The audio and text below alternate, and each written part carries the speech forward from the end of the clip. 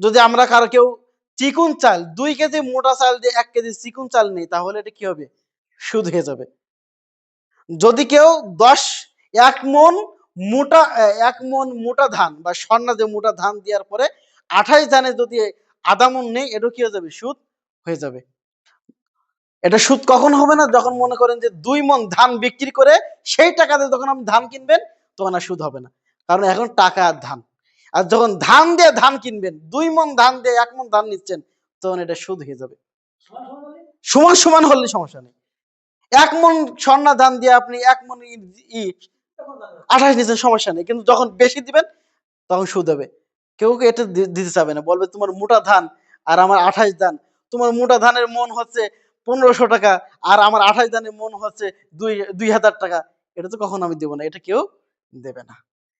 এইজন্য সাবধান থাকতে হবে। শুধুমাত্র টাকার সাথে লেনদেন যে সুদ তা না।